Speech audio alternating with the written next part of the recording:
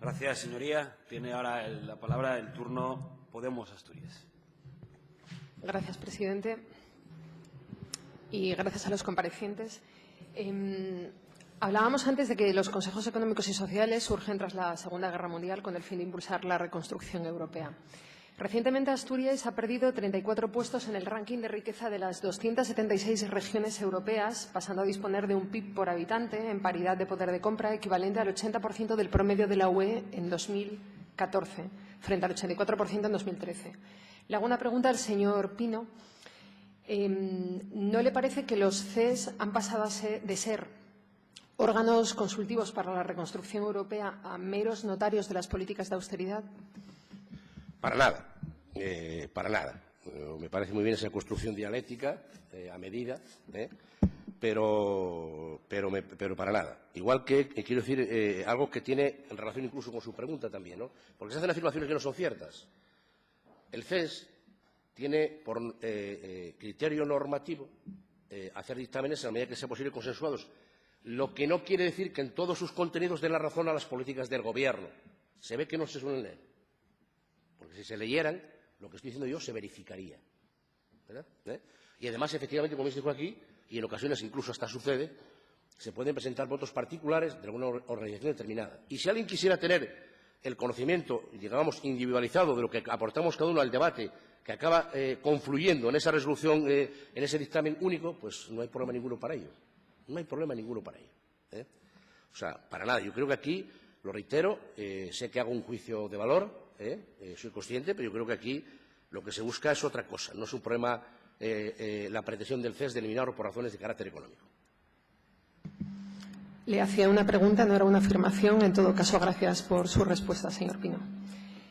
Asturias cuenta en febrero de 2016 con un total de 95.800 personas desempleadas, un 2,6% menos respecto al ejercicio anterior, con una tasa de paro del 20,33%.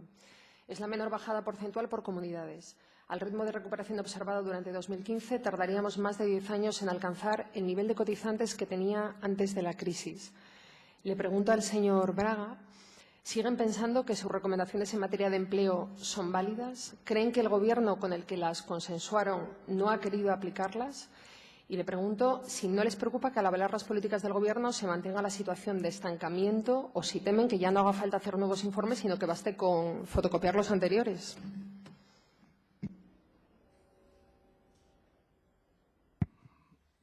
Gracias, señoría.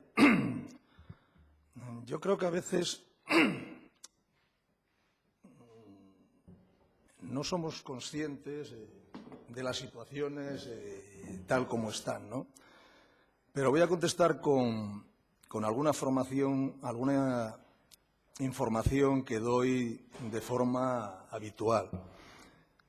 Quiero decir que parece que a veces quienes están intentando sacar de la crisis a los trabajadores se les quiere culpabilizar de la situación actual. Quiero decir, esto es una crisis que se ha producido a nivel internacional, que la ha producido fundamentalmente el capital de forma desaforada, de una forma tremenda y que nos ha afectado, pues igual que ha afectado pues al resto del mundo, a Europa, a España y a Asturias.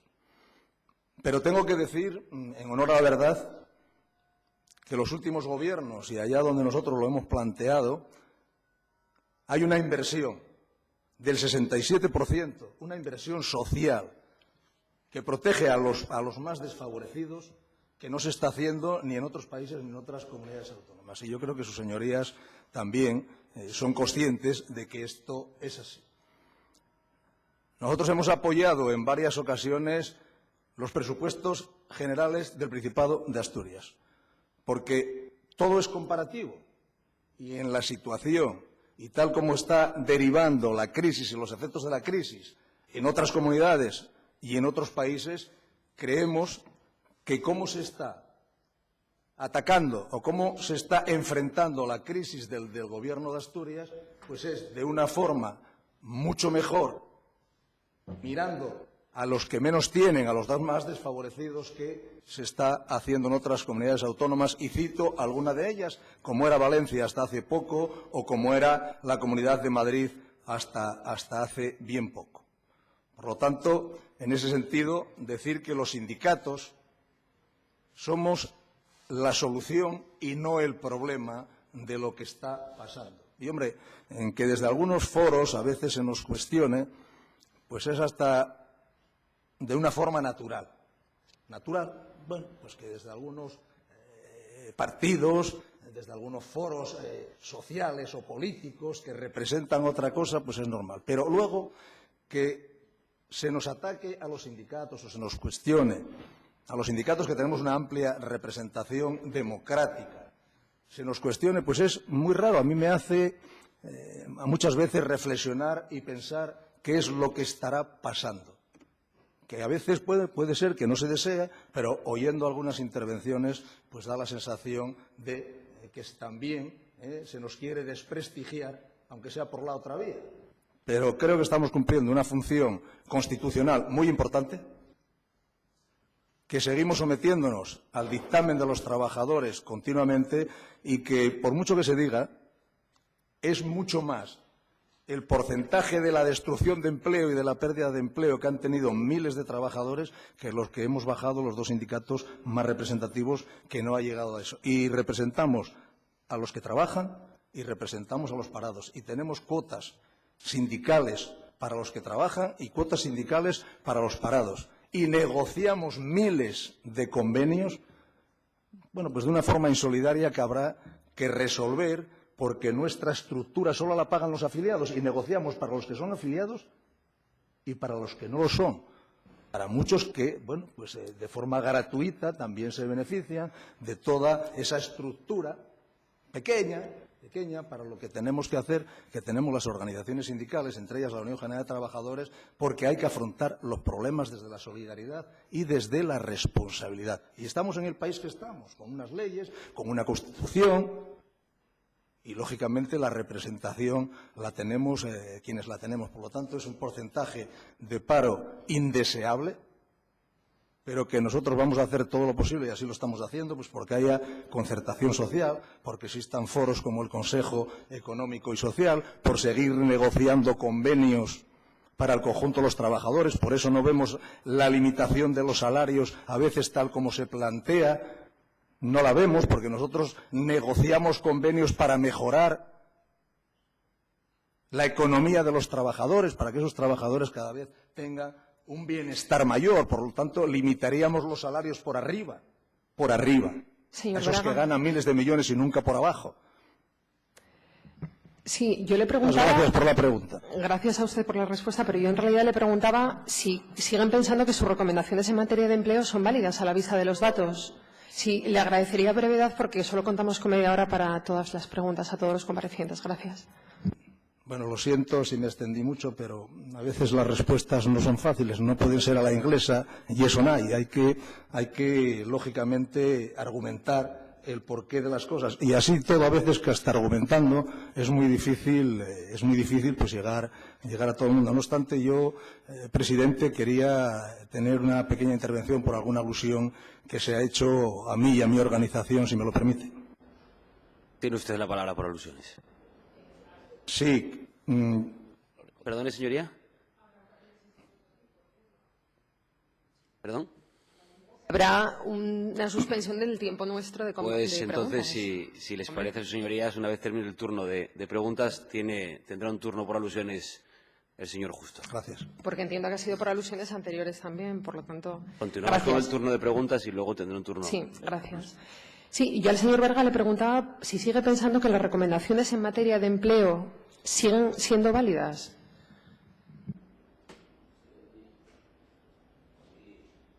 Sus recomendaciones. Perdone, señoría, nosotros más que recomendaciones, lo que estamos es analizando la situación y haciendo propuestas. Nosotros no somos gobierno. Nosotros somos un sindicato mayoritario que representa al conjunto de los trabajadores y tenemos un modelo de sindicato de clase que también creemos que hay que defender al trabajador en otros ámbitos de la sociedad. tenga derechos en la sanidad, en la educación, en la protección social, etcétera, etcétera. Por lo tanto, no tenemos ningún afán de hacer ninguna indicación, sino que hacemos propuestas que unas veces se llevan a efecto y otras veces no se llevan a efecto, y hacemos también negociaciones en la concertación social, que nos parece un elemento de cohesión territorial y de cohesión social, con propuestas muy importantes y de sostenibilidad de los sistemas de protección social, que en esta región yo creo que pues es un paradigma que estemos en ese sentido bastante mejor que en otras comunidades autónomas. Gracias por su respuesta. Hablaba, en todo caso, de recomendaciones. Efectivamente, no son gobierno. Somos conscientes. Al señor González, representante de FADE, me gustaría preguntarle. La realidad del mercado de trabajo pasa hoy por una precarización del empleo, una devaluación de los contratos, una rebaja de los salarios, un incumplimiento de los derechos laborales, una extensión de las jornadas laborales fuera de lo establecido en el contrato, y todo ello se hace promovido por una parte del empresariado y también en Asturias. ¿Ustedes son conscientes de esa situación y no creen que es un serio problema para afianzar el futuro laboral en Asturias? Y me gustaría saber si se ha hecho alguna reflexión en el marco de esos informes del Consejo Económico y Social sobre este asunto. Sí, muchas gracias por la pregunta. En relación con la primera, no estoy de acuerdo con su planteamiento, ya se lo he dicho en una ocasión anterior, en una comparecencia reciente, por lo tanto tampoco estoy, la respuesta a su pregunta concreta es no. Y en relación con la segunda, sí hemos tratado, aunque no de forma específica, este tema en el Consejo Económico y Social, pero no con una propuesta, repito, específica ni cerrada respecto a la situación del mercado laboral en Asturias. Si no me falla la memoria, en los últimos 6-7 años no se ha hecho. Gracias. Efectivamente, el otro día hablábamos de este tema y usted no me daba su definición de empleo digno, que hay una definición, obviamente, establecida por la propia Organización Internacional del Trabajo, y creo que en eso caben pocas diferencias. ¿Creen compatibles las recomendaciones de la FADE de flexibilizar el despido con la necesidad de reducir la precariedad? ¿Les parece que alguien ha impuesto sus tesis hasta el momento o las han consensuado? Y, por otra parte, tenemos dudas acerca de cómo se llegan a consensuar estos informes. La FADE dice que la clave es la fiscalidad, los sindicatos dicen lo contrario. ¿Cómo llegan a acuerdos en esos informes del CES? Bueno, un matiz antes de contestar. Una cosa es lo que se defina como empleo digno en normas internacionales y otra cosa es la definición que ha dado usted. Porque una de las cuestiones, uno de los calificativos que utiliza es la precariedad. Y le dije el otro día y le repito que cuando usted me define lo que es precariedad en el empleo, yo contestaré a las preguntas que usted me plantea en relación con esa definición. Y respecto al procedimiento de toma de decisiones en el CES, que, por cierto, y dicho sea de paso, queda perfectamente recogido en actas que son consultables y queda perfecta y ampliamente recogido también en los dictámenes que se pueden acceder desde esta misma sala a través de Internet. Por lo tanto, no se despachan en 2 líneas, sino que se justifican, se detallan y se ponen a disposición de quien quiera leerlos. Hay un procedimiento que está recogido tanto en la ley como en el propio reglamento de funcionamiento del Consejo Económico y Social del Principado de Asturias, que establece cuál es, para cada caso y para cada situación, el procedimiento de presentación, debate y toma de posición.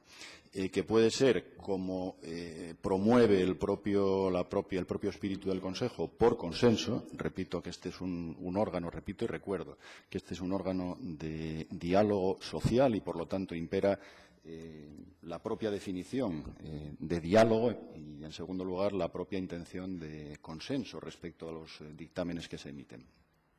Pero en el caso de que no se alcance este acuerdo, por consenso siempre existe la posibilidad, como también se ha recordado por varios intervinientes anteriores, del voto particular o incluso sin llegar a voto particular de hacer constar en las actas o en apartados específicos del propio pronunciamiento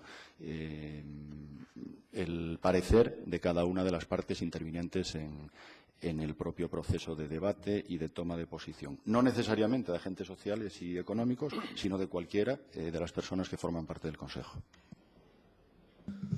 Gracias.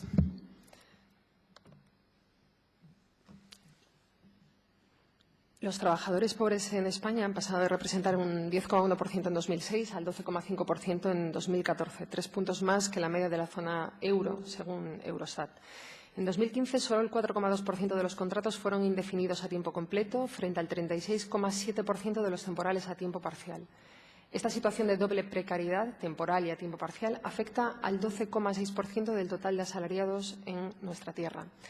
Tener trabajo es cada vez menos una garantía para poder llevar una vida independiente o salir de la pobreza.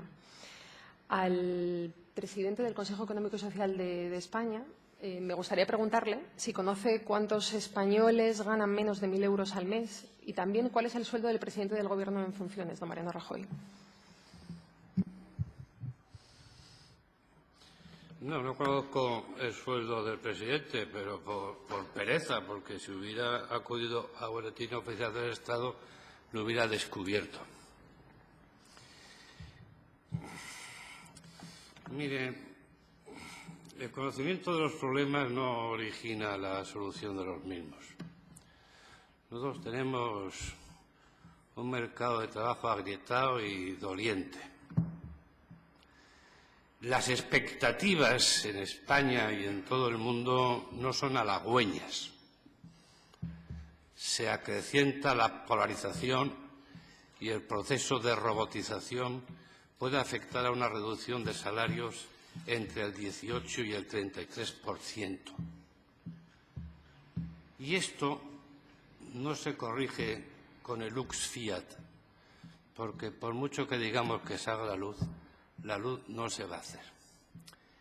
Y entonces tenemos solamente dos instrumentos para aliviar el malestar, por un lado, y para promover el bienestar, por otro. El primero está inventado desde hace muchos años y se soporta en las 3 columnas del bienestar, pensiones, sanidad, educación, que la obligación básica es blindarlo. Y hay dificultades de blindaje importantes en nuestro país, que en estos momentos tiene un ratio de 13 millones de perceptores sociales y 17,5 millones de ocupados. Estamos en una relación de 1,36. Y, insisto, eso es de una gravedad que exige el esfuerzo y el entendimiento común. Y solamente se puede prosperar pues a través de la cabeza, a través del conocimiento, porque nosotros no sabemos a qué modelo productivo vamos a ir. Lo que sí es que sabemos que a ese modelo irán personas. Y esas personas formadas son mejores que las que no están formadas. Y todo dentro de una incertidumbre grande, porque el cálculo es que el 60% de las niñas y niños que empiezan hoy la guardería harán una carrera que hoy en día no existe. Además, si bien es cierto que se ha avanzado enormemente en la corrección de la pobreza, enormemente, hemos retrocedido también enormemente en la desigualdad. Y los índices que estamos hablando son índices de distribución funcional de la renta, que parten de una mediana del 60% que en nuestro país gira en torno a los 15.000 euros. Y evidentemente que dentro de esa mediana y en esa distribución actual y a consecuencia de la desigualdad, esta ha crecido en nuestro país. Y además ha crecido de muy mala manera y de manera muy desigual, con una dispersión en los índices de desigualdad muy grandes. Estos son los hechos. Solía decir Guillermo de Ockham que de los hechos no se pueden concluir valores. Bueno, son los hechos, veremos cómo los manejamos, pero, insisto, su conocimiento no conduce a su solución.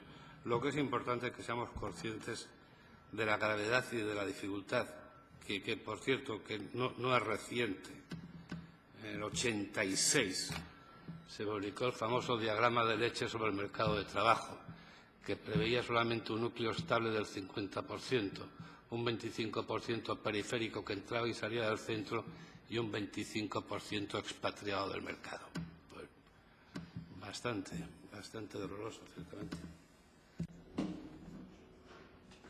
¿Me puede confirmar la cifra exacta o el porcentaje de personas que cobran menos de 1.000 euros al mes en España? Y luego también me gustaría saber cuál es el sueldo anual del presidente del Consejo Económico y Social de España. Perdón, señoría, me confundí porque dijo de Rajoy, no de... Le pregunté las dos cosas. El mío, se lo voy a decir neto porque eso lo sé con toda seguridad, son 4.500 euros al mes. Yo creo que estoy en torno a los 78.000 euros. Y desgraciadamente no sé el número de personas que cobran menos de 1.000 euros porque la verdad que no venía dispuesto a responder a estas preguntas, pero soy muy aplicado. De haberlo sabido, seguro que se lo contestaba. Pero en estos momentos le aseguro que no sé cuántos españoles cobran menos de 1.000 euros al mes. No lo sé. Vale. Gracias por su respuesta y paso la palabra a mi compañero, Daniel Ripa.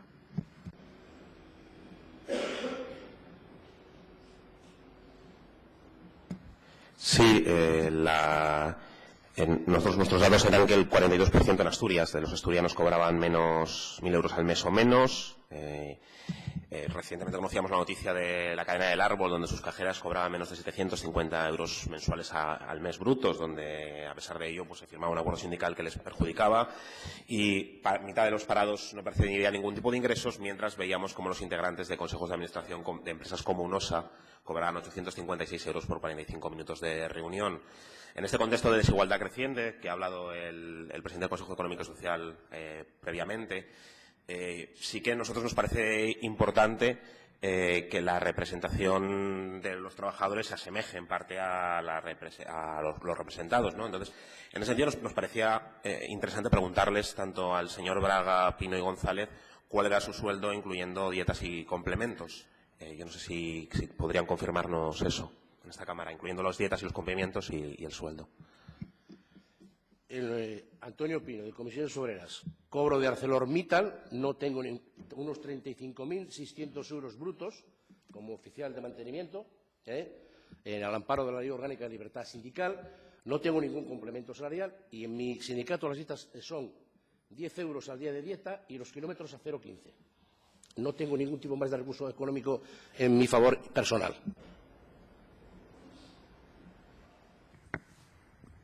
Verificar, Sí, yo lo tengo muy fácil, porque mi salario, mis dietas y mis bienes están en la página web de la Unión General de Trabajadores publicados. Me he desnudado totalmente, señoría, no sé si usted lo ha hecho, para que se vea públicamente, porque desde hace un tiempo para acá parece que es una cosa, bueno, pues que se está jugando con esto como si de un juego de niños se tratase. No sé qué pretenden ustedes con esto.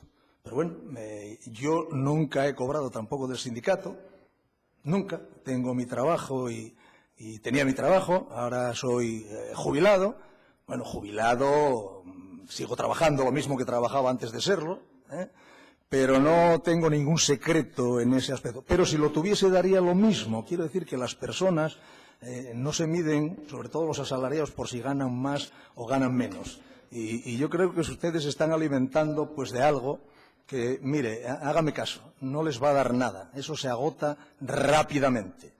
Lo bueno en política son las ideas, son las propuestas, y es luchar en la práctica, no solo con las palabras, sino en la práctica, por los demás y hacer camino al andar. Perdóneme, pero es que me esperaba esto. Pero yo, como sé que ya entraría en la página web de la Unión General de Trabajadores y lo sabe, pues me parece un poco ocioso el que yo le conteste cuando es fácil entrar y ver mi salario y ver mi dieta en la organización sindical. Es transparente.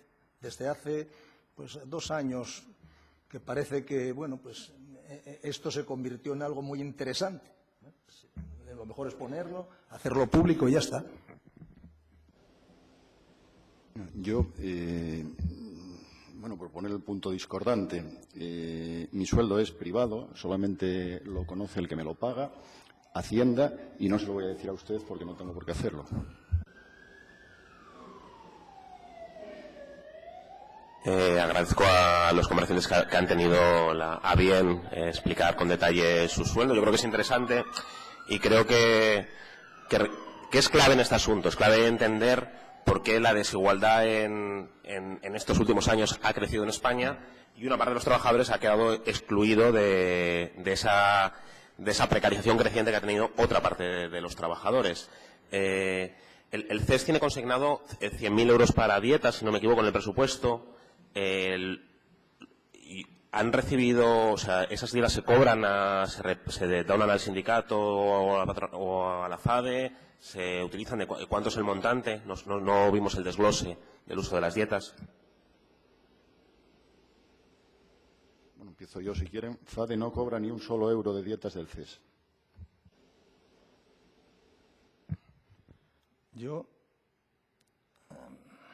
diputado Ripa, señoría, yo interpreto sus palabras que parece que lo que pretende es que nos peleemos unos trabajadores con otros a ver quién gana más o a ver quién gana menos. Y yo no voy a entrar en esa pelea, me parece de baja estofa. Me parece de muy baja estofa intentar que los asalariados, en función de lo que ganen, pues tengan más o tengan menos. Mire, hay personas que estaban paradas y no cobraban desempleo. Y en este momento tienen un cargo institucional y tienen un salario. Y a mí no me preocupaba mucho más antes de estas personas que ahora. Pero me parece que lo de ahora es normal y era normal lo de antes, porque nosotros estamos pues luchando y trabajando porque los desempleados al menos tengan una cobertura por desempleo y ahora pues el 50% ya no la tiene. Por lo tanto, no debería de usted tirar por ahí. Me parece que eso aporta muy poco para buscar una solución a los 90.000 parados y paradas que hay en Asturias o al nivel de desigualdad que hay en Asturias. Yo creo que, sinceramente, y sin reprochar nada a nadie, porque sus señorías pues, saben lo que hacen y además tienen pues, la confianza y el voto democrático de todos los ciudadanos y ciudadanas, pero no me parece productivo, sinceramente, en política, estar dedicándonos a estas cosas cuando hay tantas cosas por hacer y tantas propuestas que hacer para mejorar la situación social y la situación de economía productiva de esta región. No cobro ni he cobrado nunca ninguna dieta del Consejo Económico y Social.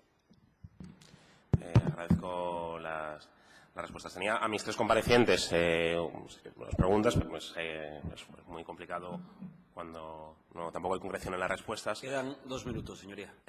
Sí.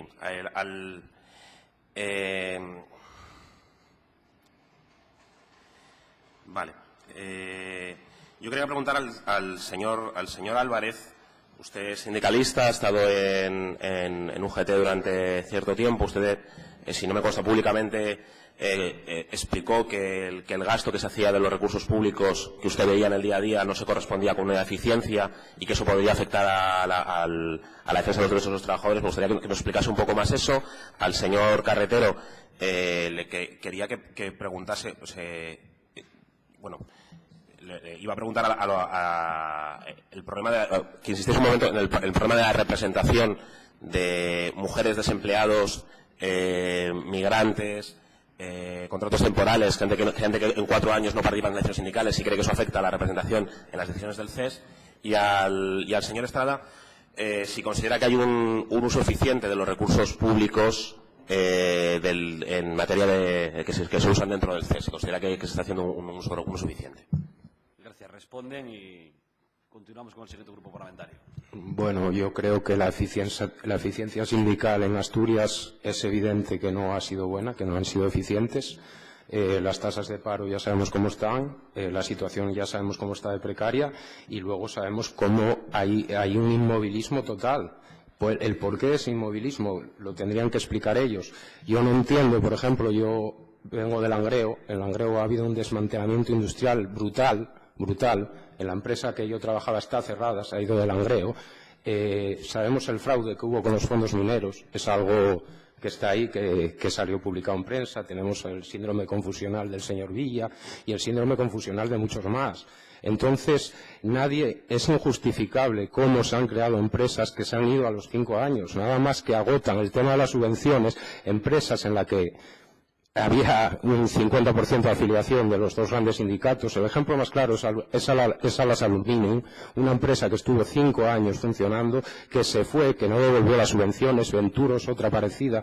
Entonces, la eficacia sindical es evidente que en estos casos no ha sido buena. También tengo que decir que sí hay sindicalistas en los dos sindicatos mayoritarios que sí son eficientes en su trabajo, pero chocan con muros que son imposibles de derribar. Eso es otra evidencia clara. Y el caso más claro y más sangrante lo tenemos con lo que ha pasado con los supermercados del Árbol, en el que los militantes de UGT en asamblea deciden no apoyar el cierre de 7 tiendas en Asturias y UGT, a sus espaldas, firma lo contrario. Coincidencia que la señora que lleva la Federación de Comercio en UGT sea la madre del secretario de organización de UGT, puede ser. Coincidencia que esta señora sea liberada del Árbol, puede ser. Pero al final, tanta coincidencia acaba siendo bastante difícil de creer y la situación está ahí. Al final lo que hemos pagado esta situación somos los trabajadores. Respecto a la representatividad de órganos como el CES, yo creo que deja bastante que desear. Yo creo que es evidente que la norma laboral en la actualidad es una norma laboral marcada por la precariedad más absoluta, en el sentido de que la gran mayoría de los trabajadores trabajan en condiciones de precariedad que implican muchas cosas. O sea, yo no sé hasta qué punto puede estar representada por el CES y por los sindicatos presentes en el CES una limpiadora, por ejemplo, migrante, que trabaje con un contrato a tiempo parcial para una ETT que a su vez está subcontratada. Eso implica una imposibilidad, de hecho, de sentirse representada por ese tipo de organismos. ¿Cómo generar la posibilidad de que esa gente efectivamente tenga posibilidad de protagonismo respecto a la conformación de las instituciones de su sociedad? Es lo que deberíamos debatir aquí.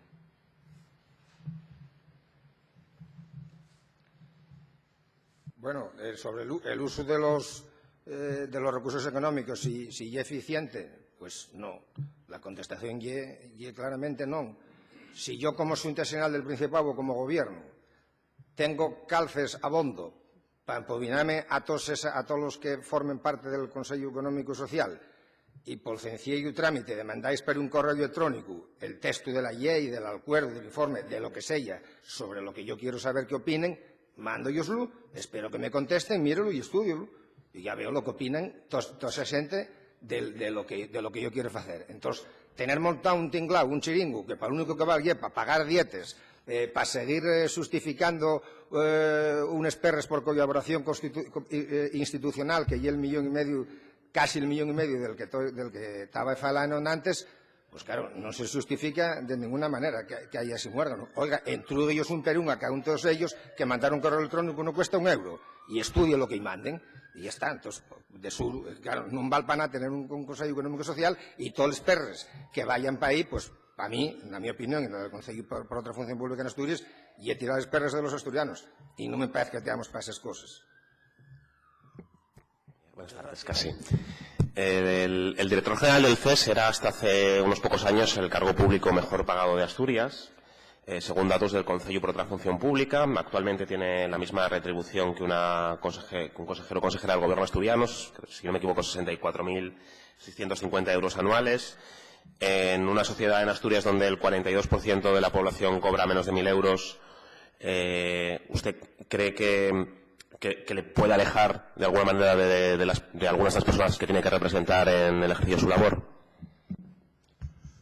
Yo, primeramente, lo que quiero decirles que yo el sueldo ni me lo puse ni lo pedí. El sueldo, porque allí se hizo un reglamento, se aprobó por decreto y allí figuran los cargos. También el puesto de presidente, que no es director general, es presidente del Consejo Económico y Social, no director general. Entonces está puesto y fijado el sueldo, que se aprueba luego todos los años, que viene fijado en los presupuestos también del Principado y que también se aprueba luego o se prorroga en esta Cámara. Y ese es el sueldo que hay y punto. Y no voy a hablar más de este tema. Recuerdo y repito que ni me lo puse ni lo pedí.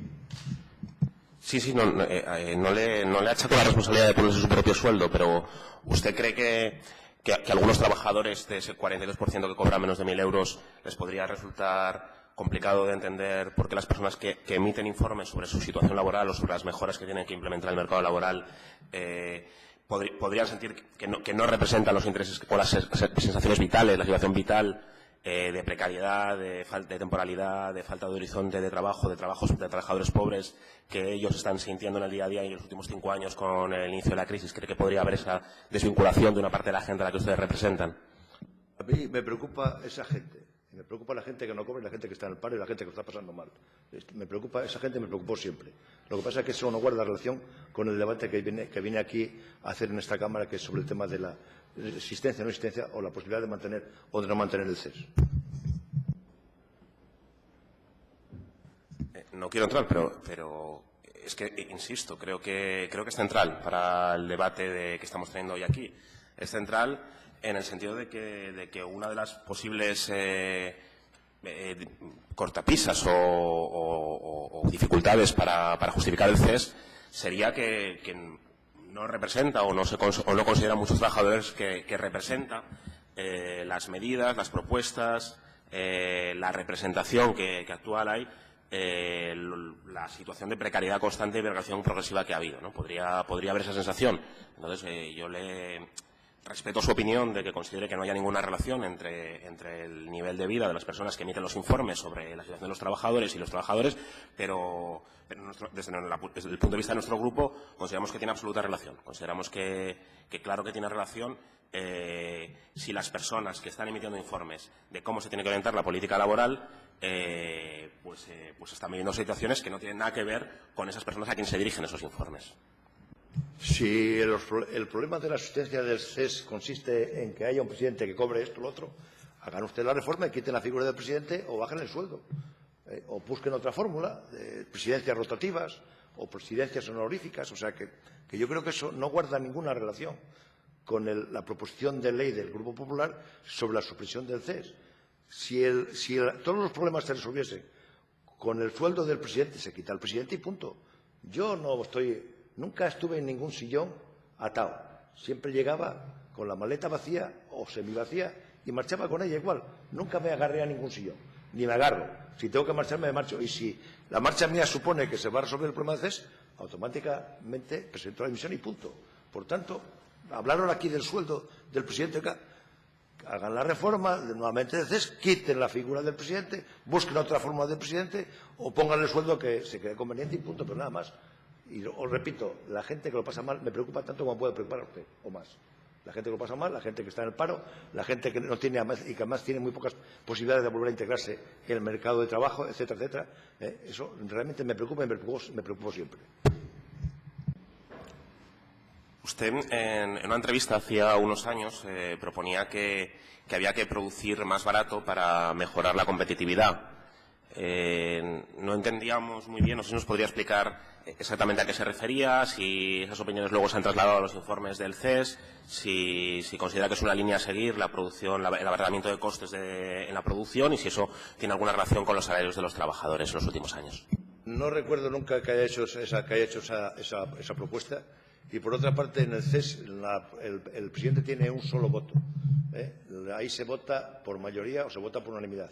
Por tanto, el presidente nada más tiene un voto. No puede luego, por tanto, las propuestas o lo que él piense que pueda ser aceptado o no aceptado por los demás miembros del Consejo. Por tanto, a mí me parece que eso no viene a cuento. Y no sé con qué se pretende con el tema este Yo estuve de director de trabajo en Asturias durante 6 años.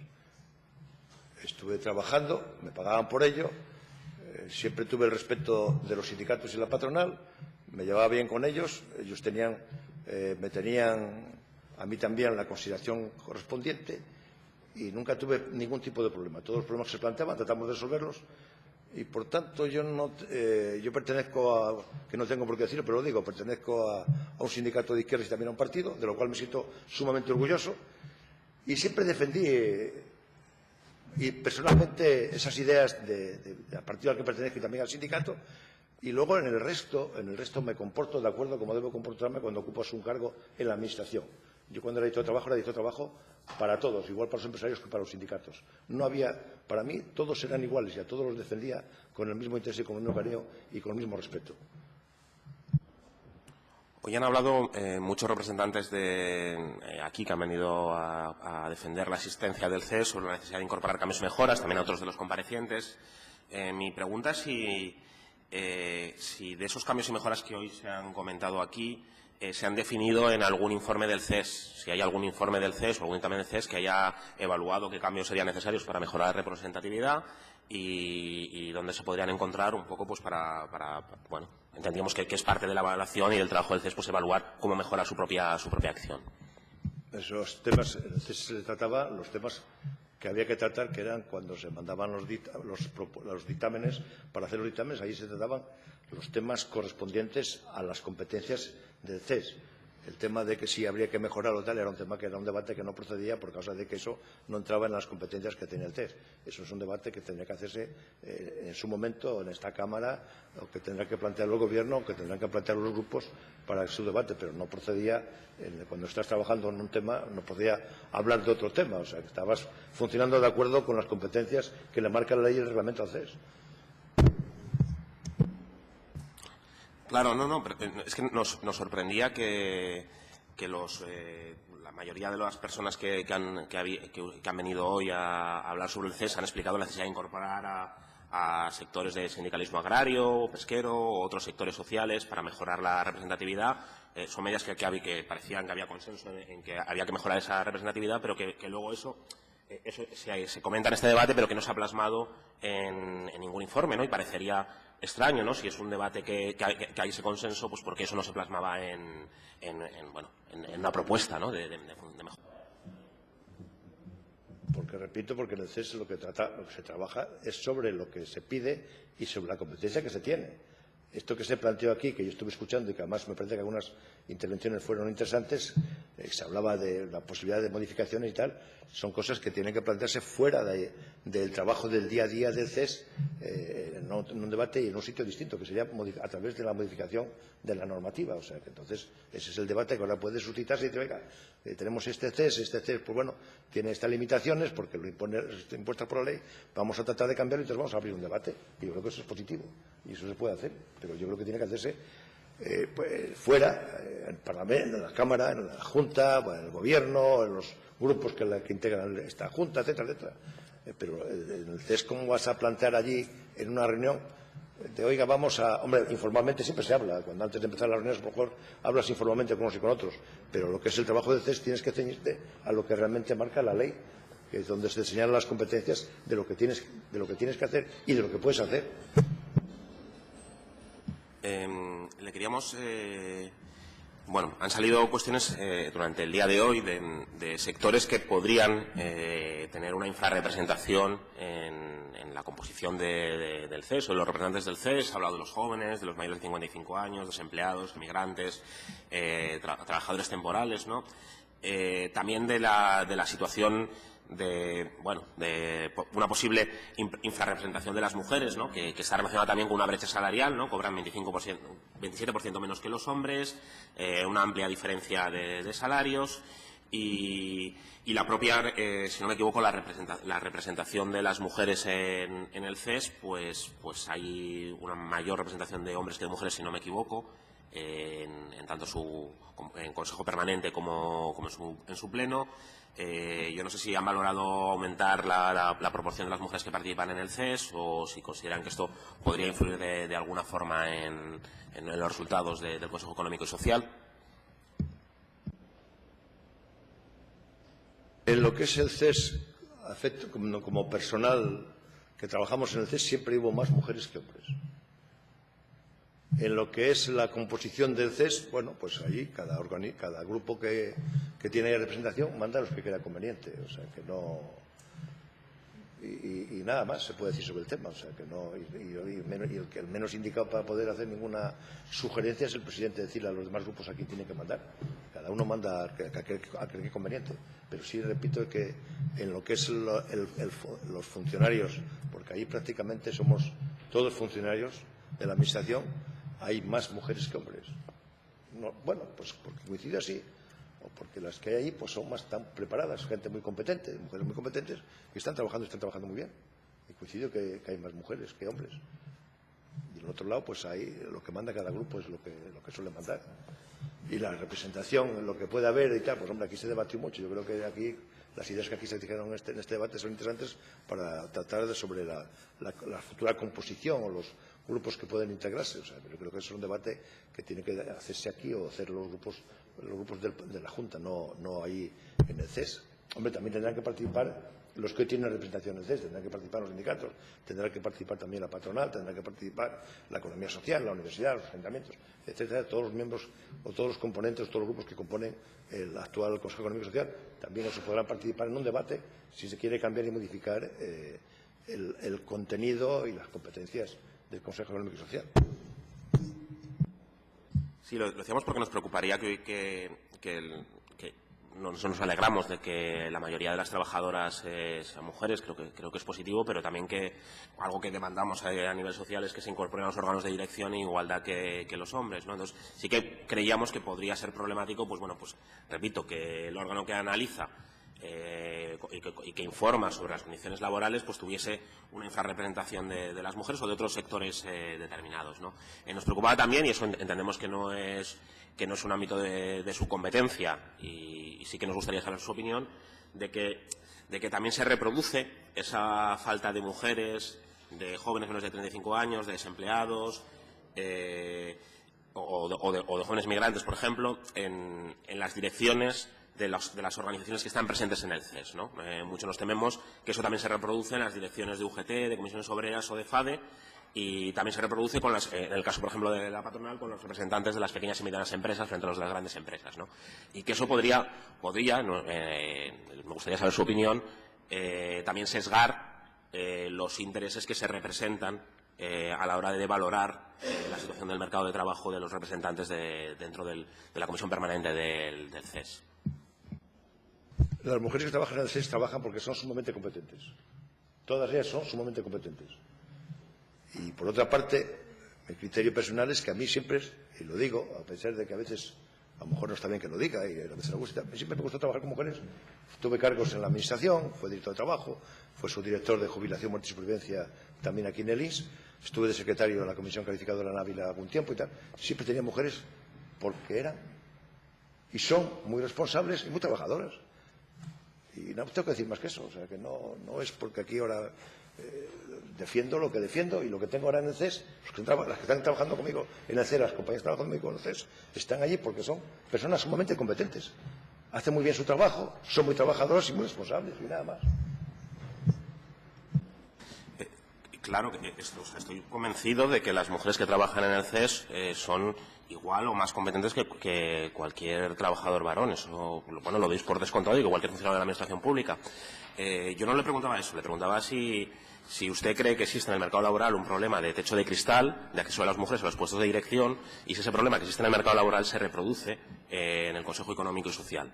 O sea, porque claro que hay mujeres en las empresas trabajando, pero en puestos subordinados y en peores condiciones, con peores salarios y menos acceso a los puestos de dirección, ¿no? Y si ese problema podría sesgar la opinión objetiva del Consejo Económico y Social.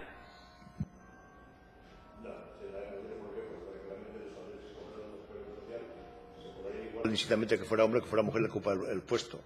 Y luego los miembros que participan en el Consejo allí, como todos saben, porque además está en la página web del CES, cobran una dieta y le cobra igual que sea hombre que sea mujer. Yo creo que eso, hombre, sabemos todos, eso no hay que, pero eso se puede, no es el momento de hablarlo aquí. Sabemos todos que efectivamente, y eso sale todos los días en los medios de comunicación, de que los salarios de las mujeres, desgraciadamente e injustamente, son inferiores en muchos casos a los de los hombres. Yo creo que, y yo estoy totalmente en desacuerdo. Yo creo que la mujer tiene que cobrar el mismo salario por el mismo trabajo igual que los hombres. Y nada más. Pero eso yo creo que en el CES no tiene por qué afectar, por causa de que la gente, el pequeño grupo que se trabaja allí, cobran indistintamente cobren igual sea hombre o mujer, y los miembros del Consejo, que luego reciben una dieta, que es una dieta bastante ridícula, que si quiere también les puedo facilitar lo que se cobra por reunión, pues cobra igual que sea hombre que sea mujer. O sea, yo insisto, no le he preguntado eso. Le he preguntado si el órgano, o sea, si es problemático que en el órgano de dirección del CES no haya más hombres que mujeres. O sea, eso es la pregunta. Obviamente, tienen que cobrar lo mismo, obviamente, pero le preguntaba simplemente su valoración. Si pudiera, de todas formas, especificarme cuál es la dieta, porque antes lo he intentado preguntar a los representantes que han venido anteriormente y no lo han explicado, cuál es la dieta que se cobra por asistencia a reuniones. No sé si sería posible. Explico, y además no tenemos que guardar ningún secreto, porque además es un organismo oficial y además todo lo que se cobra está en los presupuestos. Lo vamos a ver. Subvención. La dieta que se cobra por asistencia es de 120 euros por reuniones de comisión, y si es presidente de la comisión, eso cobra 150. Y si en el mismo día hay más de una comisión o una reunión, entonces ahí se le aumenta en un 30%. Entonces cobraría pues 120 más un 30% de 120 si hay 2 comisiones o más comisiones. Eso en cuanto a las dietas que se cobran.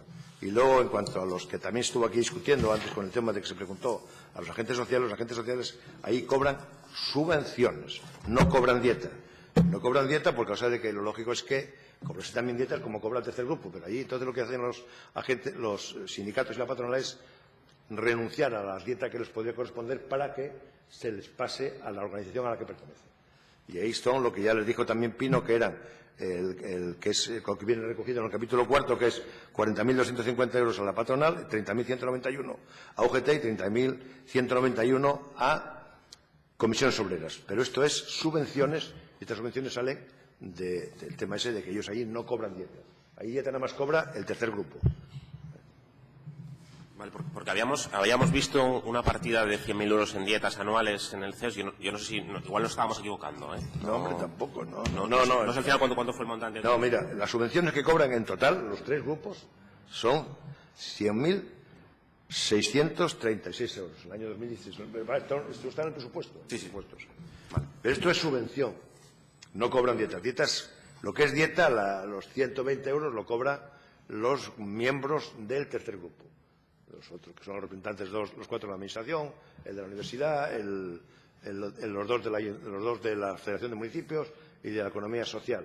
O sea, los otros 8 miembros se los cobran dieta, que bueno, son estas cantidades y que es de acuerdo con las reuniones que haya. Y si hay más de una reunión en un día, pues entonces la segunda reunión ya no cobra dieta completa, sino que cobra un 30% de la dieta. O sea, que la cantidad es muy pequeña. Vale. Le agradezco las explicaciones. Le quería preguntar... aparte sobre varias cuestiones que yo no sé si entran dentro del ámbito de los informes del CES. Según los técnicos de Hacienda, el fraude fiscal cuesta a los asturianos un mes de salario, por ejemplo. La última cifra de deuda reconocida por el Principal del Banco de España es de 3.788 millones de euros, o sea, una deuda que equivale a 3.600 euros por persona, ¿no?, de los cuales 1.100 euros se los debe a entidades que se rescató anteriormente, ¿no? Yo no sé si ustedes han valorado en algún momento hacer informes sobre la situación, en los informes de situación económica y social de Asturias, analizar la evolución de la deuda, el impacto en las condiciones de vida de la población o la necesidad de bajada de impuestos a los trabajadores que menos tienen frente a los que evaden el dinero a paraísos fiscales. Yo no sé si eso ha entrado dentro del ámbito de competencias y si lo considerarían necesario. La compañera que es miembro del Consejo, efectivamente se pueden hacer informes y hacemos informes. Y estos informes, pues cabría también poder hacerlos siempre que haya alguna propuesta que se haga. Lo que pasa es que no hay que tampoco olvidarse de que el personal del Consejo es muy limitado. Somos muy pocos y además algunos tiempos, el año pasado o el año anterior estuvimos prácticamente sin técnicos porque son 3 técnicos y 2 habían pedido una excedencia. Entonces, bueno, estábamos sin personal, pero efectivamente esos temas no habría ningún inconveniente en poder, algunos de ellos, tratarlos y hacer un informe. Se hicieron muchos informes, y a veces también inclusive se pedían a veces trabajos fuera de allí, o sea, pedían trabajos a la universidad, hombre, había que pagárselos, efectivamente, pero se puede hacer informe de todas las cosas porque en la ley actual del CES autoriza y permita al Consejo el poder hacer cualquier tipo de informe, no solamente limitarse a los que te pida la Administración, sino que también de motu propio puede el propio CES hacer estos informes. Y serían interesantes, por supuesto, esos temas que plantea. En líneas generales, Asturias en los últimos años pues acumula récords no solo en corrupción sino en en las peores condiciones laborales y económicas del Estado. El menor crecimiento económico, la menor reducción del paro, la peor tasa de ocupación, la peor tasa de actividad, los peores niveles de crecimiento económico. Yo no sé si ustedes han reflexionado sobre qué medidas deberían de aplicarse y qué se está haciendo mal y qué debería de hacerse, ¿no? Esto sucede a la par, se lo he comentado antes, con una precarización donde muy agresiva, ¿no? Donde el 42% de los asturianos cobran menos de 1.000 euros, la mayoría de los jóvenes de menores de 25 años cobran 700 euros o menos, y alrededor del 15% de trabajadores que viven con el umbral de la pobreza, ¿no? Entonces, ¿cuál es la reflexión que ustedes hacen sobre qué medidas habría que implementar para revertir esa situación? Hacer de todo tipo. Lo que pasa es que, bueno, hay que también tener tiempo y medios suficientes. Y efectivamente los temas que plantea yo creo que son temas interesantes y que se podrían tratar de hacer. El problema es a veces el problema de tiempo y de personal, que tampoco se tiene suficiente personal. Pero yo creo que todos los temas que plantea yo creo que son temas interesantes y que a todo el mundo debe preocuparles. Al menos a mí sí me preocupan, claro. Lo que pasa es que a veces hacemos lo que podemos dentro de los medios que contamos. En este momento estamos haciendo un trabajo sobre el tema del relevo generacional asturiano. En épocas posteriores o anteriores, cuando había más presupuesto, pues hombres, hacíamos también jornadas, hicimos muchas jornadas sobre la sanidad, se encargaron trabajos sobre la sanidad, hicimos también jornadas sobre el tema de la distribución territorial, en fin, de aquella, efectivamente, el presupuesto era más abundante y se podían hacer más trabajos. En este momento, por razones que todos más o menos conocemos, el presupuesto es más reducido y entonces, bueno, es más difícil poder hacer, cargar trabajos o hacer jornadas o ciclo de conferencias, etcétera. Y luego también el hacer trabajos ahí dentro de los propios, con el propio personal que tengo o que tenemos es difícil por razones eso de que son dos técnicos que hay en este momento y algún tiempo no había ninguno, había uno solo. O sea que entonces, claro, eso es muy difícil. Para hacer un trabajo de esto requiere mucho tiempo y también requiere, pues luego tratar de recabar muchos datos y pedir muchos datos y que colabore contigo la Administración, que efectivamente la Administración siempre es que se le pide se colabora y te nos manda todo lo que pidamos. Pero los temas, claro que son interesantes y a todo el mundo le tienen que preocupar, claro. Sí, yo no voy o sea, estoy convencido de que los trabajadores y trabajadoras, como ha explicado usted, del CES, trabajan a pleno rendimiento dentro de los límites de sus posibilidades, ¿no? Eso no se lo voy a negar y estoy seguro de que emiten informes con todo su buen hacer profesional, ¿no? La pregunta no iba en el sentido entiendo que le preocupan esos temas. Es usted el presidente del Consejo Económico y Social, repito, es una de las autoridades mejor pagadas de Asturias y preside un pleno donde están presentes sindicatos, patronal y una Universidad de Oviedo, diversas entidades del Gobierno, ¿no? Yo lo que le pedía es exactamente qué visión tiene usted sobre la situación económica y laboral que hay en Asturias, ¿no? Es lo que a mí me gustaría saber, qué visión tiene usted o tiene el CES en su conjunto de qué medidas habría que implementar, ¿no? Yo creo que la situación, por los datos que le he planteado, tiene algo de crítica, o sea, es una situación crítica para muchísimas familias que lo están sufriendo, que requerirían medidas que transformasen sus condiciones de trabajo y sus condiciones de vida, ¿no? Y yo creo que les gustaría saber cuál es la posición del CES para transformar esas condiciones de vida, ¿no? Yo entiendo que alguna valoración tendrán y sí que me gustaría conocerla, entendiendo su buena voluntad de que, por supuesto, que está trabajando para mejorar la situación de los trabajadores. O sea, eso lo doy por descontado, pero exactamente, ¿podría explicarnos qué medidas? La posición del CES, el CES, como sabe su señoría, es un órgano colegiado y, por tanto, se tiene que tomar el acuerdo por el órgano colegiado. Y yo no voy en este momento a hablar sobre lo que opina el CES, porque en esta materia no hay en este momento nada decidido por el CES. Y, por tanto, yo no voy a ponerme en el puesto del CES, sería por mi parte una osadía y, además, no procedería, porque es un órgano colegiado y tiene que tomarse el acuerdo previamente por ello. En cuanto a lo que yo pienso, pues, hombre, yo pienso que la situación en Asturias es complicada, pero no solamente no lo pienso porque yo soy un experto en materias económicas, sino porque realmente eso es lo que están apareciendo en los medios de comunicación y también en los datos que lees, de datos económicos, de que esa es la situación, que es mala. Lo que hay que tratar de corregirla y de tratar de mejorarla, etcétera, etcétera. Pero en cuanto al CES, como órgano colegiado, yo no puedo ponerme en hablar de qué es lo que opina el CES, sino que eso será a través de los informes o dictámenes que hace el propio organismo, que, repito, es un órgano colegiado. No puedo ni siquiera entrar a interpretar. Cuando se hace un dictamen, a veces me pregunta sobre el tema dictamen. Yo no puedo entrar a interpretar lo que quiere decir el dictamen, porque es que es el dictamen que hace un órgano colegiado. Y sería por mi parte una osadía, porque sería una interpretación personal, y no puedo hacerlo, porque se trata de un órgano colegiado y, por tanto, lo que se acuerda es lo que queda inscrito. Y no hay más posibilidades, porque habría que ir preguntándole nuevamente al propio Consejo, decirle, oiga, ¿y usted cómo interpreta esto? Pero a todos ellos, porque si no, no cabe, no hay posibilidad de hacer ningún tipo de interpretación. A mí a veces me preguntan, oye, y cuando vengo por aquí, oye, ¿y esto? Digo, esto es un órgano colegiado, y como es un órgano colegiado, tengo que ceñirme exclusivamente a lo que dice el informe o el dictamen. No puedo hacer otra cosa. Señor Ripa, tiene tiempo para una última pregunta.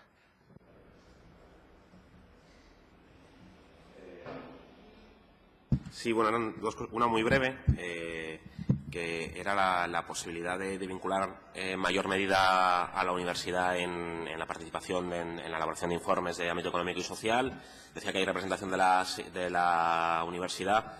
Me gustaría que nos pudiese explicarse qué perfil profesional, qué perfil académico tiene la persona que está vinculada al CES ahora en representación de la universidad, qué posibilidades cree de ampliación de esa labor de análisis del mercado laboral con la propia universidad y exactamente cómo se consensúan los dictámenes, informes del CES. O sea, es algo que llevamos toda la mañana intentando saber cómo se llega a una conclusión de hacia dónde dirigir. Usted dice que como presidente no puede tomar una opinión personal, cosa que podemos entender, pero tampoco teníamos claro cómo se consensuaba, ¿no?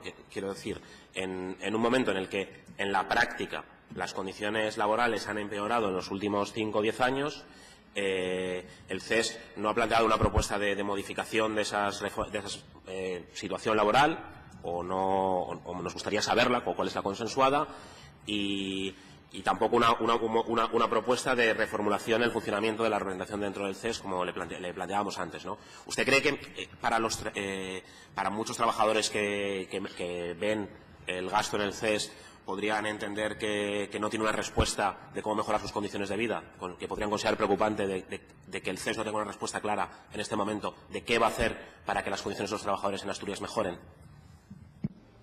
Es que he hecho tantas preguntas que a veces algunas ya...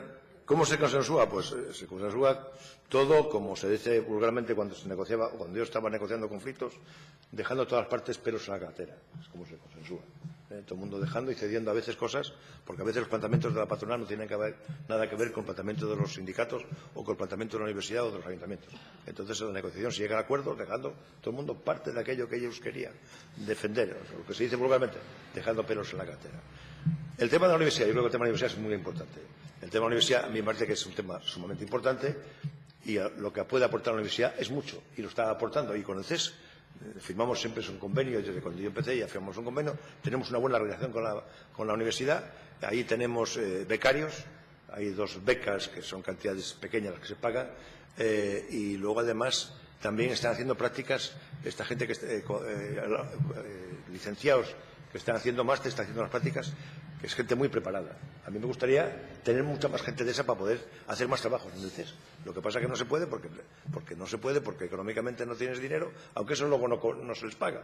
Pero luego, bueno, hay un problema de que tienen un tiempo determinado para poder estar ahí trabajando, haciendo prácticas y luego ya no pueden estar. Y por otra parte, tratar de meter más gente en prácticas, tampoco hay dinero y luego a veces hay problemas con la propia administración para poder encajar a esta gente. Yo creo que es fundamental, muy importante que la universidad yo creo que tiene que estar más en la calle, más en la sociedad o más dentro de la sociedad. Es fundamental. Y además aquí, en Asturias, hay que decirlo, y no porque yo haya estudiado aquí en esta universidad, tenemos una buena universidad, tenemos un buen plantel de profesores y, por tanto, yo creo que hay que sacarle un mayor rendimiento y mayor aprovechamiento. Y yo creo que, además, y conociendo a la gente, como en este momento tengo también buena relación con el rector, gente como rector y tal, que siempre están interesados y volcados en colaborar más y en participar más, yo creo que es interesante y hay que aprovechar todo esto. Yo creo que eso es fundamental. Luego lo preguntabas de los otros temas, de que se pueden hacer más cosas. ¿Y el perfil de representante de la universidad? El perfil que hay actualmente, yo creo que eso lo manda el rector, me parece que es el rector, o el Consejo de Universidades que lo manda. Yo no voy a entrar, yo no pongo nunca en duda, la capacidad o la calidad de los vocales que manda cada organismo. A mí me parece que cada uno tiene la autonomía y la independencia para mandar a quien quiera. Allí lo que veo, y no es aquí por razones de peloteo, para entendernos vulgarmente, la gente que hay es gente competente. Y el representante de la universidad es un profesor de la universidad, un hombre de mucho prestigio y además que está muy preparado y que aporta mucho. Pero yo no voy a entrar aquí a hacer una valoración. La valoración la tiene que hacer cuando se lo nombra, quien lo nombra, cuando lo manda como vocal del Consejo Económico y Social. Todo el mundo sabe lo que pasa. Creemos que la crisis no ha afectado a todos por igual, pero la gran mayoría ha sufrido sus efectos. Unos pocos se han hecho ricos, pero la mayoría ya lo eran. Algunos ricos han salido de la crisis con más medallas y más millones, como los Masabeu. Y probablemente piensen que la crisis se cura despidiendo a esos pedigüeños que no se conforman con cobrar 700 euros por currar en la barra de un bar. La mayoría de los jóvenes menores de 25 años cobran menos de 700 euros. Podemos despreciar a estos pocos que no han padecido la crisis. Despreciar, entiéndase, como un accidente estadístico, porque desgraciadamente la estadística nos demuestra que la crisis no es un accidente, y esto lo podemos decir remarcando el doble sentido. Ni es un accidente que la estadística puede ignorar, ni la crisis ha crecido de forma espontánea. Hay víctimas y hay culpables, y los hay que tienen medallas y millones, que aparentan no saber nada, que fingen que la cosa no va con ellos, pero que lo saben en realidad todo. Que salen de la escena del crimen dejando, con cara de no haber roto un plato en su vida, pero dejando un reguero de miseria a sus espaldas. Y es que esto no es una figura retórica. Asturias se desangra. Se desangra cuando 3 de cada 10 contribuyentes asturianos no llegan al salario mínimo interprofesional. Cuando 109.000 personas, no llegan al salario mínimo interprofesional durante un año, no estuvieron contratados a jornada completa. Cuando tenemos 95.800 personas desempleadas, con la menor bajada de tasa de paro de España. 10 años para recuperar el nivel de vida, de trabajo, empleo que teníamos antes de la crisis, si siguiéramos a este ritmo. El problema es que todo el mundo sabe lo que pasa. La gente siente cada día en sus vidas las consecuencias de las soluciones económicas y laborales que algunos promueven. El problema es que si alguien debiera de ser consciente de lo que está ocurriendo es precisamente algún tipo de organismo, de gente muy preparada que nos avisara con tiempo para que pudiéramos abrir un paraguas y taparnos del aguacero. O, para ser precisos, escapar con vida del fuego. Ya sabemos que los mercados son como un volcán en erupción, que arrasan vidas con la indiferencia de la lava. Pero al menos alguien debería ayudarnos a encontrar un lugar seguro desde el que resguardarnos, un lugar elevado, ¿no? Y si ese organismo existiera, si ese organismo fuese un Consejo Económico y Social, ¿no les parece que habría que pedirles cuentas año tras año cuando la lava del volcán se nos lleva por delante? ¿No le pediríamos que anticipase esa erupción volcánica? Y si año tras año que pasase, un hombre del tiempo nos pronosticase con el mismo criterio que va a salir el sol y todos los días veíamos nieve, ¿no empezaríamos a dudar de su criterio? ¿O intentaríamos convencernos de que la realidad es la equivocada y no el hombre del tiempo? Esa sensación tenemos con el Consejo Económico y Social. El 42% de los asturianos cobran 1.000 euros o menos al mes. Recientemente conocíamos la noticia del cierre de la cadena del Árbol, donde cajeras que cobraban menos de 750 euros mensuales brutos iban a ser obligadas a desplazarse más de 50 kilómetros. Los trabajadores pobres en España habían pasado del 10 al 12,5% en apenas 8 años, se había aumentado el nivel de temporalidad y el 92% de los nuevos contratos eran temporales. Lo que nos llama la atención es que todo esto que ve todo el mundo, que siente cada persona en su día a día, lo ven todos menos el CES. ¿Por qué el CES no puede ver lo que está pasando? Eso es lo que más nos preocupa y nos inquieta a la vez, que este retroceso en la situación de los trabajadora no tenga contrapartida en el CES. Nicolás Álvarez, presidente del CES, el 21 de febrero de 2010, hablaba de que había que producir más barato para mejorar la competitividad, en una entrevista que se había dado en un medio de comunicación. Hoy no recordaba sus palabras. Le hemos preguntado por reformas necesarias del CES, por el techo de cristal, por la infrarrepresentación de algunos colectivos, por la precariedad creciente en el mercado laboral, sin encontrar respuestas convincentes en casi ninguna de esas cuestiones. No consideraba que hubiera relación entre su sueldo y los trabajadores que representan. La misma pregunta se la hemos hecho al presidente del Consejo Económico y Social de España. ¿Cuánto era su sueldo? 85.000 euros anuales con 4.500 euros netos al mes. ¿Y cuántos trabajadores cobraban menos de 1.000 euros al mes? Reproduzco aquí lo que nos dijo. No sé cuántos trabajadores cobran menos de 1.000 euros. Si me hubieran avisado, habría estudiado y me lo habría preparado. Que el órgano que emite informes sobre la situación de los trabajadores, sobre el mercado laboral, sobre propuestas económicas, no sepa cuántos trabajadores cobran menos de 1.000 euros al mes, o haya que estudiar para saberlo, refleja una parte de la lejanía de la realidad, ¿no? De esto que decía Negri en 1976, de que los consejos económicos y sociales se habían convertido en barracas corporativas solo útiles para asegurar un buen nivel de ingresos a sindicalistas jubilados. El problema podría ser más grave, y es que nos hayan metido el lobo entre las ovejas, que el diálogo social se haya convertido en un monólogo para aplicar las recetas que una parte del empresariado, ni siquiera todo el empresariado, lleva años promoviéndonos. Se cobra un salario de miseria y unas personas lo justifican. Frases que nos vienen a cuento, ¿no? Recuerdan, lo público no es gratis, decía Pilar Varela, el servicio público de empleo no sirve para buscar de empleo, decía la directora del Servicio Público de Empleo. Eso solo refleja, en nuestra opinión, una pérdida de contacto con la realidad. Entraron en el CES probablemente para acabar con los problemas económicos y laborales, pero los acabaron reproduciendo. No anticipa el futuro, sino que lo dicta. Dicta un futuro de precariedad. Y lo que está pasando tiene relación con que solo en los primeros 45 minutos de esta comparecencia un consejero de UNOSA ya habría cobrado más que las trabajadoras del Árbol en todo el mes, 850 euros. Eso favorece el aislamiento, favorece el alejamiento de las personas a las que se representan. En el momento en el que CES, el Consejo Económico y Social, se convierte en una herramienta de la que obtener financiación para un sindicato, para unos sindicalistas, para unos representantes bien gubernamentales, bien de los empresarios, pierde parte de la funcionalidad que debería de tener. Y eso creemos que afecta decisivamente a la credibilidad, ¿no? Nosotros creemos que los derechos laborales no son una concesión de las élites, sino una conquista de los trabajadores. No necesitamos que la concertación se convierta en un reparto de subvenciones y ni que el CES sea un pequeño eslabón de una cadena que ahora el Partido Popular se quiere cargar, pero por la simple razón de que aún no han conseguido entrar. Denuncian las entidades y los chiringuitos donde ustedes no están, pero cuando tienen que ir a la Fiscalía para denunciar las entidades donde están, como en Aquages, les tiembla la mano. Ese Señoría, es el vaya problema. terminando, por favor. Voy terminando.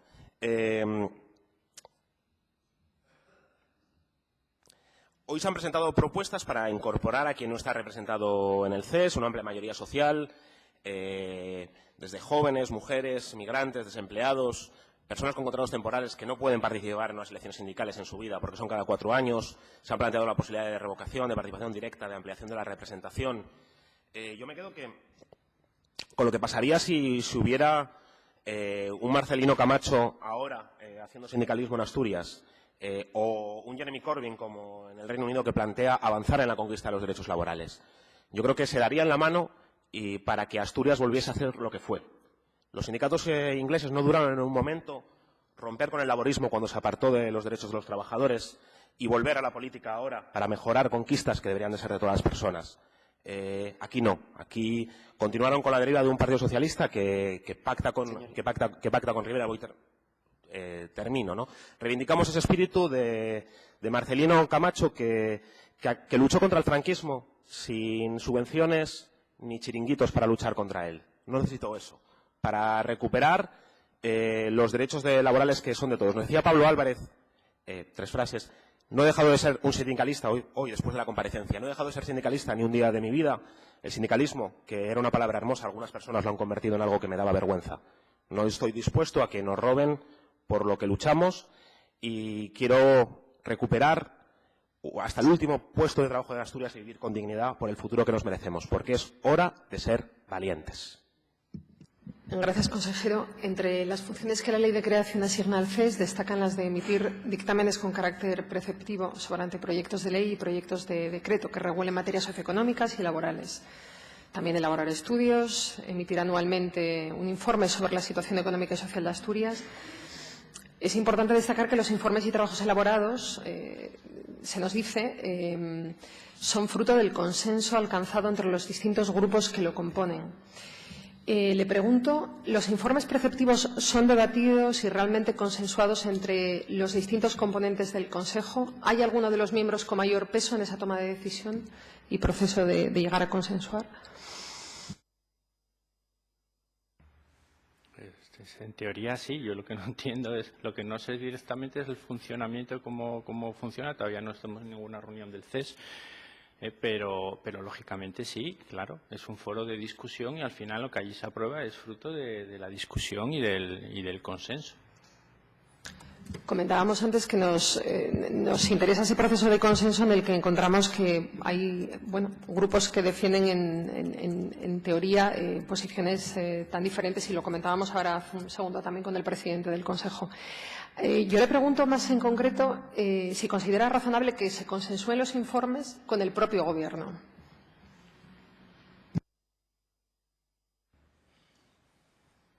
¿Y por qué no se habrían de consensuar con el Gobierno? Es decir, el Gobierno no tiene legitimidad, no representa nada, no existe una legitimidad popular detrás de un Gobierno, o es que solamente los demás que están allí tienen alguna legitimidad. No creo, ¿no? Allí son distintas entidades, todas ellas con una representatividad distinta, pero todas ellas con una responsabilidad distinta, igualmente legítima, y la funcionalidad precisamente de esos foros es que se contrasten entre sí esas distintas legitimidades y esos distintos puntos de vista. No entiendo por qué eso habría de excluir al Gobierno, ¿no? Me imagino que sabe que esta es una de las pocas comunidades autónomas que tiene al Gobierno en el seno del Consejo Económico y Social, básicamente porque se emiten valoraciones, informes sobre proyectos que presenta el propio Gobierno, con lo cual nos suena un poco paradójico, pero entiendo que usted lo considera algo normal y adecuado. De todos modos, hoy han hablado muchos representantes del CES sobre la necesidad de incorporar cambios y mejoras. No hemos encontrado, sin embargo, ningún informe del propio Consejo en el que se definan esas propuestas de cambios que hoy nos han contado aquí. Yo le pregunto a usted si después de casi 30 años considera necesaria la modificación de sus funciones. Antes hizo algún comentario al respecto, pero me gustaría que se extendiera un poco más allá, si es posible, y si han elaborado, y conocer si han elaborado algún balance sobre su funcionamiento para adaptarlo al contexto actual. Yo no tengo una propuesta en ese sentido. ¿Y cuál es su valoración sobre el funcionamiento, sobre si se adapta 30 años después de su fundación a las necesidades de la sociedad? Concretamente estamos hablando del Consejo de Asturias. Si se adapta a las necesidades de Asturias. Ya lo he dicho antes, entiendo que todo es mejorable. Me parece razonable plantear una mejora, que la Junta estudie o que el Gobierno estudie incluso una posible mejora del funcionamiento del CES si fuese considerado necesario y aparte de eso entiendo que sí, todo mejorable como digo, pero entiendo que sí, que se adecua a su labor. Concretamente, el secretario general de UGT comentaba hoy que cabría valorar cambios en torno a los sectores que están representados. Hablaba del pesquero, yo creo que del agrícola también, ganadero. Y, entre otros, él comentaba que un cambio posible sería que el Gobierno no tuviera representación. Ya ha comentado algo antes, a mí me gustaría si pudiera extenderse un poquito más. ¿Cuál es su valoración de esta opinión? Mi valoración ahora mismo pues no es muy relevante porque este no es un asunto que hayamos tratado como Gobierno y en el que yo le pueda dar nuestra postura como Gobierno. Entiendo, por tanto, que tampoco es un asunto que se haya tratado en el seno del Consejo Económico y Social, estos cambios posibles que hoy nos comentaban aquí algunos de los miembros. Me ha comentado, acaba de responder que no es algo que hayan valorado en el Gobierno. Yo le pregunto que entiendo entonces que estos cambios que hoy comentaban aquí algunos miembros del Consejo Económico y Social no es algo que se haya discutido en el seno del Consejo Económico y Social. No lo puedo decir porque yo no estaba. No sé exactamente si eso es algo concreto que se haya podido discutir en el seno del Consejo Económico y Social. No lo sé. No hemos podido preguntarle antes. Usted dice que desde que ha llegado en agosto no ha estado en ninguna reunión porque no se ha celebrado o porque no ha podido asistir. Quiero decir, imagino que la representación del Gobierno ha podido ir. No sé, le pregunto por curiosidad. Sí, no, porque no ha sido...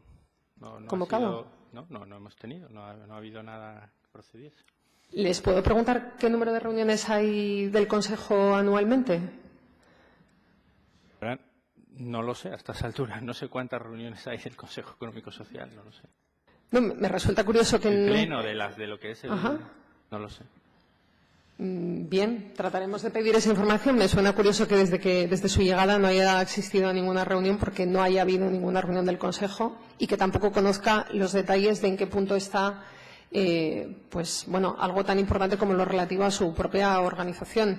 Si se han llegado a discutir internamente pues aspectos fundamentales como si se tienen que implementar algún tipo de cambios, de mejoras, en lo que a nuestro juicio sería pues una reactualización de la composición de un Consejo que creemos que es una estructura un tanto caduca, casi 28 años después de su formación. Le pregunto si considera que la función que cumple el CES y, sobre todo, la relación entre su producción y el gasto de recursos públicos que conlleva es adecuada.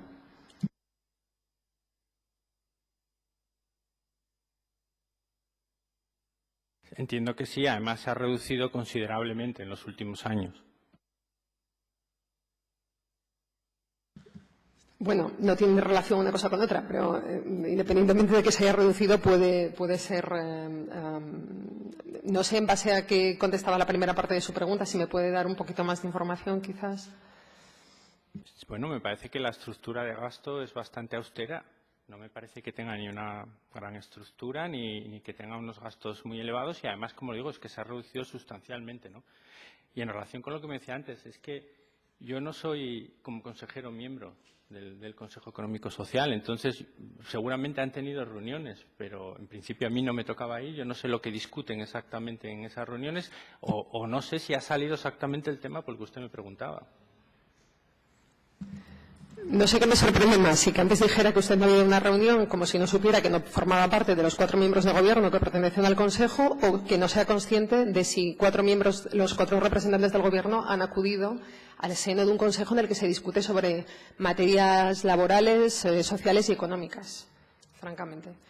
Le pregunto si no cree que la propia Administración, en colaboración con organismos ya constituidos como la Universidad, podría satisfacer las exiguas funciones que ahora tiene el CES, equilibrando un mínimo coste con al menos el mismo beneficio. No creo. La universidad es una entidad en sí misma y el CES es un foro de encuentro, son cosas distintas. Bien, gracias. Le iba a hacer un par de preguntas, pero me imagino que me contestará lo mismo. Le iba a preguntar si considera que es representativo de la sociedad civil organizada. Entiendo que usted comentaba antes que no ha hecho esa valoración. No sé si quiere añadir algo. Sí, claro que es representativo. ¿Es representativo del 100% de la sociedad civil organizada? No. No hay nada que sea representativo, salvo probablemente un gobierno en el que pueden votar todos los ciudadanos y a los que usted prefiere excluir, de la sociedad civil organizada, ¿no? Es decir, no hay nada que sea representativo de la sociedad, perdón. Y tampoco nada que sea representativo al 100% de la sociedad civil organizada. Es representativo, tiene una representatividad determinada y conocida, es ampliable esa representatividad. Yo creo que se puede valorar su ampliación y que habrá que valorar a la vez, en paralelo, los riesgos que supone ampliar esa participación. En principio, nadie va a estar en contra de ampliar la participación, pero sí puede haber razones en contra de disminuir la operatividad del Consejo, ¿no? Entonces, eso será lo que se tenga que poner en la balanza. Yo creo que no hay ningún problema en abrir esa discusión, todo lo contrario. Me parece oportuno, como dice usted, después de tantos años, me parece oportuno precisamente abrir esa discusión y valorar si efectivamente existe una necesidad de una mayor representación y cuál sería el coste en términos de operatividad. Y esa seguramente será la reflexión que haya que hacer y me parece bien hacerla.